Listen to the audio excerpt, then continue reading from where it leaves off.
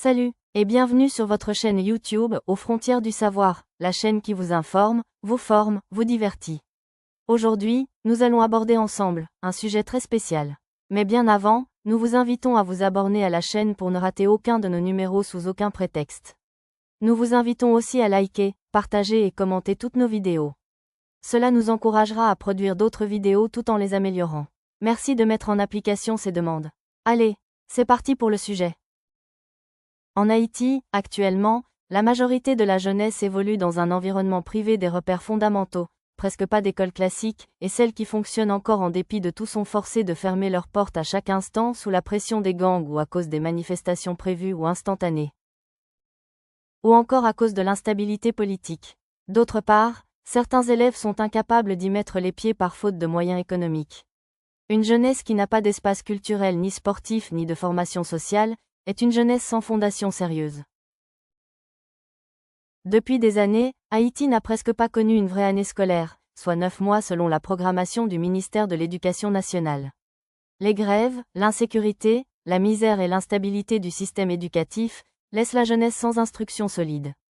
À cela, on peut ajouter l'absence d'encadrement social, pas de bibliothèque, d'espaces communautaires, de centres de formation technique ou artistique. Cette jeunesse se livre à elle-même souvent dans des quartiers où la violence remplace la discipline, ou contrôlée par des groupes, gangs, et la débrouillardise remplace les rêves. Tissouri ou Kawash, un miroir déformé, devenu dominant. Dans cet abandon collectif, le tissouri, plaisir nocturne en plein air où tous les mots et gestes sont permis, autrement dit, un lieu de violence, d'humiliation, de dégradation de ressources et de valeurs humaines, est devenu le seul spectacle ou programme quotidien pour les jeunes. Souvent aucun frais de participation, sinon l'achat de l'alcool, de cigarettes et d'autres produits relatifs au programme, est disponible publiquement. Le tissouri amuse en blessant. Il occupe en abrutissant. Pour certains jeunes, il remplace l'école, l'église, la lecture, le théâtre, le sport. Ce divertissement malsain ne forme pas mais plutôt il déforme. Il n'élève pas mais plutôt il suscite la violence. Et détruit tout ce qui est bon chez les jeunes. Haïti risque de perdre une génération entière et de compromettre son avenir si rien n'est fait pour reconstruire l'éducation, valoriser la culture haïtienne, offrir des alternatives saines, et pour stopper l'hémorragie. Le tissouri n'est pas la faute à la jeunesse mais plutôt aux parents, à l'État. C'est le symptôme d'un abandon social. Et il est urgent d'agir. Car une jeunesse livrée à ce type de divertissement, de libertinage, sans conscience, est comme une bombe silencieuse prête à exploser à tout moment. Et une nation sans jeunesse éduquée et épanouie est une nation sans avenir prometteur, appelée à être humiliée internationalement. Que doivent faire les parents et l'État pour stopper ces dérives, sauver la jeunesse et pour bâtir un avenir prometteur?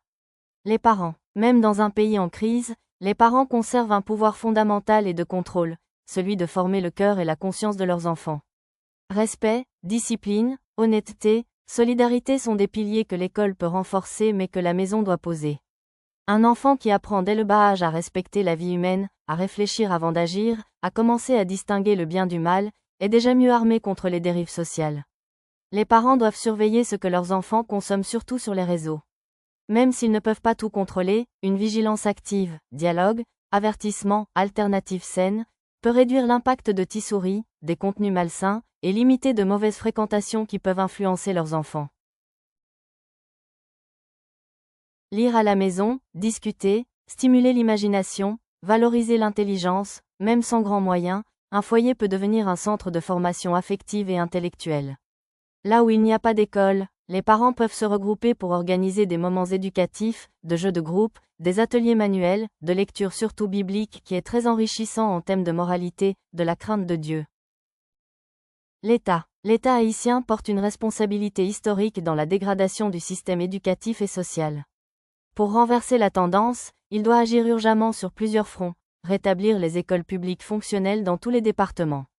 Payer correctement les enseignants. Assurer la sécurité des écoles, des universités, des centres de formation, des professeurs, des élèves et étudiants. Lier des formations à des opportunités économiques locales. Offrir le même niveau d'éducation à toute la jeunesse sans distinction aucune. Organiser des émissions éducatives et sociales, radio, télé. Avoir un contrôle sur les émissions radiophoniques et télévisées, sur les studios d'enregistrement, musique et vidéo. Soutenir et valoriser la culture haïtienne, le sport et les arts en construisant des bibliothèques, des maisons de la culture, des terrains de sport, et en finançant des cours, des festivals et clubs liés à la promotion de la culture haïtienne et l'identification des talents. Offrir des repas scolaires, élèves, étudiants et enseignants. Lancer des programmes d'accompagnement psychologique et social. Car après avoir vécu le tremblement de terre du 12 janvier 2010, suivi de cette crise d'insécurité généralisée, les Haïtiens, surtout les jeunes, méritent bien un tel accompagnement. Renforcer la justice pour protéger les enfants, les jeunes des gangs et de l'exploitation à tous les niveaux. Conclusion. Sauver la jeunesse haïtienne n'est pas seulement une affaire d'école ou de loisirs. C'est une mission nationale, familiale et morale. Les parents sont la première école. L'État est le garant de l'environnement. Et la société civile peut servir de pont entre les deux. Haïti ne gagnera que si elle choisit de protéger les enfants, de rééduquer sa jeunesse, ses esprits et de recréer de l'espoir. Nous espérons que cette vidéo fasse sa route et atteigne le cœur de chaque Haïtien, qu'il soit au pays ou ailleurs, afin que notre état actuel et celui de notre futur ne soient pas marqués par l'indifférence mais par un sursaut d'amour, de responsabilité et d'unité. Que chacun là où il se trouve, devienne une lumière pour éclairer la voie de cette jeunesse abandonnée. Et qu'ensemble, nous construisions une Haïti où l'espoir n'est plus un mot mais une réalité vécue. Merci d'avoir suivi la vidéo du début à la fin. Et à la prochaine pour un nouveau numéro sur votre chaîne, aux frontières du savoir.